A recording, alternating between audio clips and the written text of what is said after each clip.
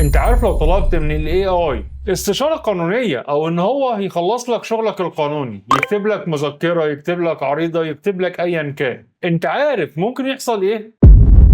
فمرة قلت استعين بالذكاء الاصطناعي كبداية طريق ابحث بيها في مسألة قانونية ما، وسألته فعلا ورد عليا رد مبهر مبهر لو انا ماليش في القانون، مدعم بمواد قانونية وارقام وحيثيات. الواد مذاكر كويس قوي يعني. رجعت للقانون اتاكد من ارقام المواد اللي هو قالها لي، لا مواد قانون ولا ارقام ولا اي حاجه. الاي اي طلع بيألف عليا، بيحور عليا. اسكت كده؟ ابدا. رجعت تاني للتطبيق بقول له انت بتألف يا معلم، اجابتك غلط، والمواد القانونيه اللي انت اديتهاني ملهاش وجود. راح صراحة التطبيق طلع مؤدب واعتذر واداني إجابة تانية بمواد قانونية تانية. رجعت للمواد القانونية التانية برضه ما لقيتلهاش أي وجود. بعدها بدأت أخد بالي من حاجة تانية أخطر. أشوف بعض الناس طالبة استشارات في بعض الجروبات وألاقي إجابة على الاستشارة كلام طويل ومرتب وكلام يوحي بالعلم، بس طبعا كلام متألف زي اللي أخينا الاي اي اداهوني قبل كده. ومن كتر الهبد اللي موجود في الإجابة أعرف للأسف إن الزميل سأل الاي اي ونسخ الإجابة من غير ما يراجعها أو يشوفها هي صحيحة ولا لأ، عشان طبعا الإجابة بتكون طويلة ومرتبة وشكلها حلو ويبان إن هو عنده علم ويبان إن هو ملم بالموضوع من كل جوانبه.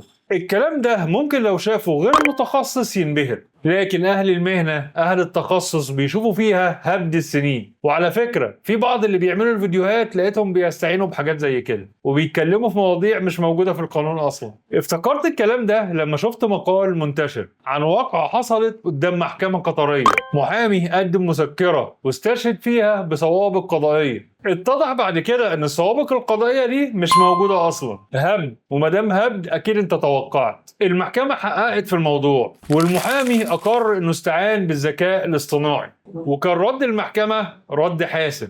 الاستعانة بالذكاء الاصطناعي لا يعفي المحامي من مسؤوليته القانونية. المحكمة اكتفت بإنذار المحامي من غير ذكر اسمه في الحكم لأنها أول واقعة من نوعها ومفيش فيها سوء نية ومفيش سوابق قضائية في الموضوع قبل كده. بس تعالى كده وتخيل معايا لو كان في حكم اتبنى على الكلام ده واتذكر فيه اسم المحامي واتنشر على النت أو دخل المراجع القانونية كسابقة قضائية، كانت هتبقى فضيحة مهنية حقيقية للسيد الزميل. بس هو قطري مش مصري يعني. عشان كده نصيحتي لزمايلي خدوا معلوماتكم من مصادر موثوقة، والمراجع القانونية الموثوقة أكتر من إنها تتعدل. ممكن يكون الذكاء الاصطناعي حاجة تفتح لك الموضوع، تقول لك تبدأ البحث منين، إنما أبدا ما تخليهاش مصدر موثوق لمعلومتك وتبني على أساسها شغلك. لا بديل عن البحث في المراجع القانونية الموثوقة والفهم. نصيحتي لأي موكل أو متقاضي بلاش تستهين وتاخد معلومة قانونية من كلام منشور على النت مثلا غير موثوق أو من الذكاء الاصطناعي اللي هو الاي اي، لأن في نسبة كبيرة إن المعلومة دي تكون معلومة مغلوطة. روح لمحامي، اقعد في مكتبه، ادفع استشارة، خد معلومة قانونية صحيحة مبنية على بحث ودراسة وتمحيص لورقك انت ولحالتك انت. صدقني حقوقك اغلى من انك تسترخص.